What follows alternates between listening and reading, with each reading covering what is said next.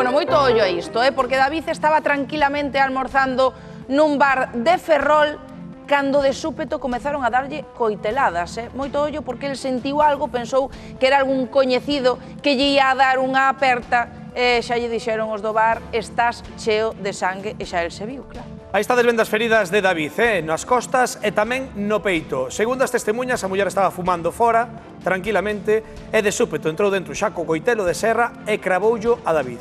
Moita atención, porque en 30 segundos, só 30 segundos, falamos en exclusiva aquí na Hora Galega con David e dinos que el non coñece absolutamente de nada a esta muller. Ti estabas a tomar algo cun amigo na cafetería dese hotel e de súpeto, que é o primeiro que lembras?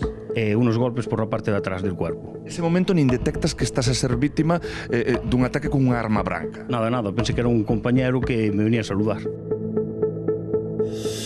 De encima del pecho derecho y en el lateral derecho, al lado del riñón. Fue donde me atacó primero. Volví a nacer. Aún estoy en shock. Hay que asimilarlo poco a poco.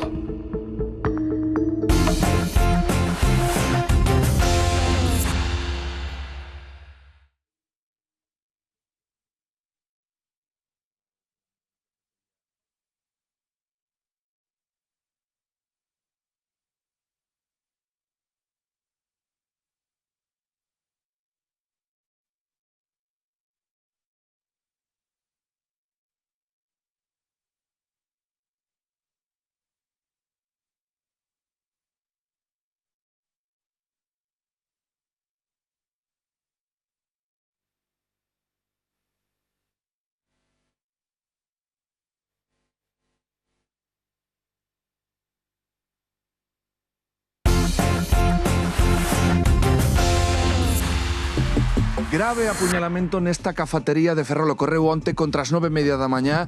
Un home que estaba a tomar algo cun amigo recibe polas costas sorpresivamente e dunha descoñecida dúas puñadas que case rematan coa súa vida.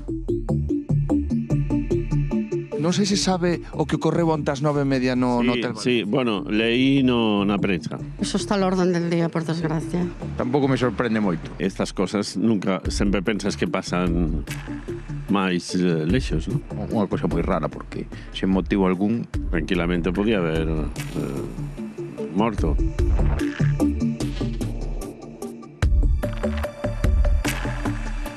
Quixemos obter tamén a versión deste hotel, o alexamento onde ocorreron os feitos onte, pero a dirección non quere facer declaracións.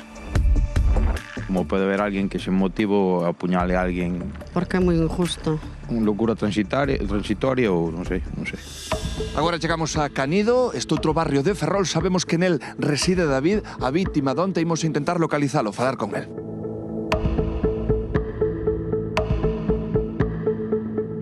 David, grazas por recibirnos na tua casa. O primeiro, como te atopas, física e anímicamente?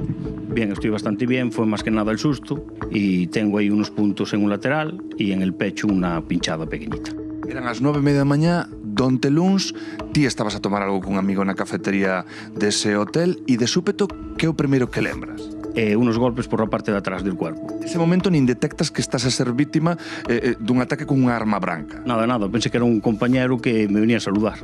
Neste momento estás nos a amosar esas dúas zonas do corpo. De encima del pecho derecho y en el lateral derecho, al lado del riñón. Fue donde me atacó primero. Dice que la policía que volvía a nacer. Lo tenía mal agarrado. Non o tiña apoiado, digamos, Lo tenía así. o que fixo que non tivera tanto control sobre a arma. Sí, según me contó la policía, sí. Coñecías de algo esa persoa, esa muller? Yo de nada.